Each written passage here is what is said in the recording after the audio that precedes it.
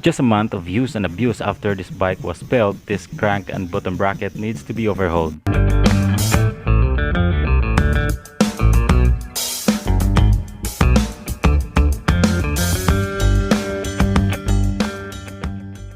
This is an update about the bike that we salvaged from the junkyard before it was rusted and it has no components and wheel set. By the way, if you're new to our channel, please click the like and subscribe button and also the notification bell so that you will be notified whenever we'll be posting bike restoration videos, bike maintenance and other related stuff in this channel.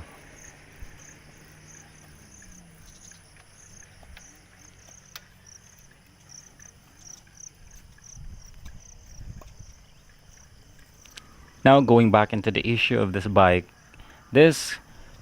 runs smoothly after it was built. But a few kilometers and a few miles, just a few weeks after it was built, some serious problems occur. So we decided to take off the crank arms and the bottom bracket of this bike. Through this way we could diagnose and inspect if what could be the possible problem that this bike has. Looking at the drive side of this crank arm, it looks okay. We suspected that the wobbling came from the bottom bracket of the bike, but after a detailed inspection, we found out that the real issue of this wobbling came from this part right here. It's the crank arm, and this hole right here is where the axle of the bottom bracket meets. And as you can see in the hole, it is really torn and there's nothing to hold the axle anymore. And this is the square bottom bracket axle, and when you twist it like this, it's not holding, so the wobbling really came from this part and it has to be replaced with a new crank arm or crankset.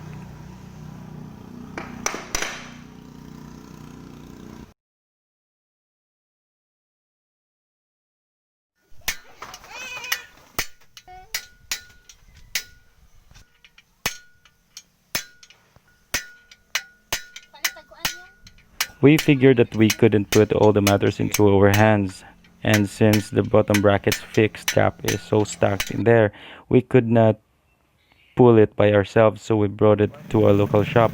And here it is already removed, and what the mechanic did is that he welded this rod into the fixed cap so it can be used as a leverage to twist and pull this fixed cap out of its bottom bracket shell, out of its broken bracket shell.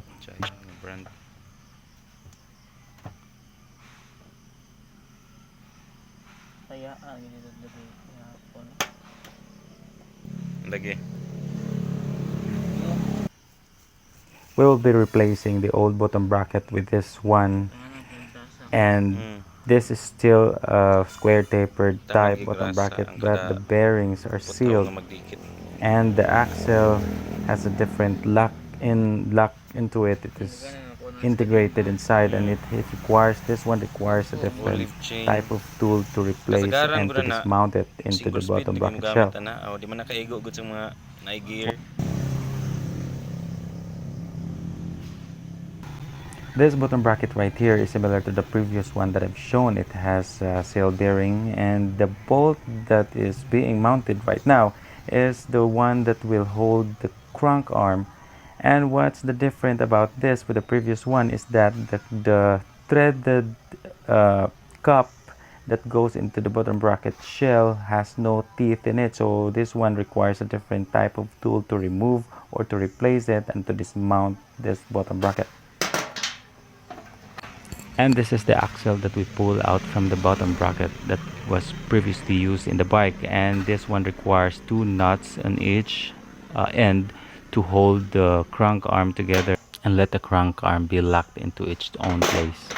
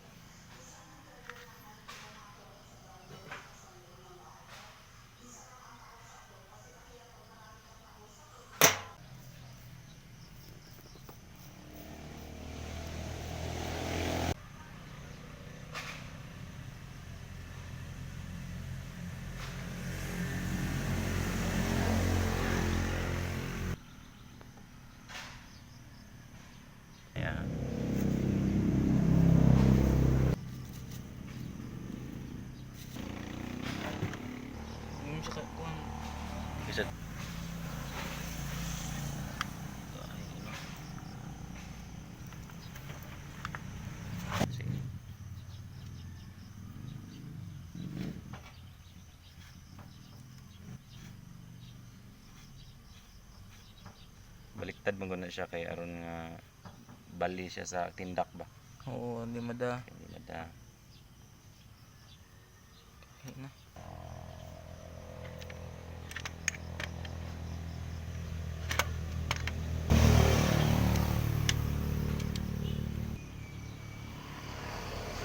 Hmm.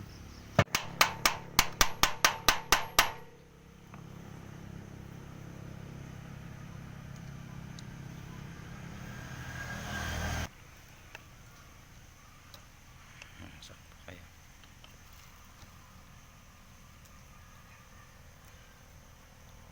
Ito. Ang largo ba? Smooth kaya na.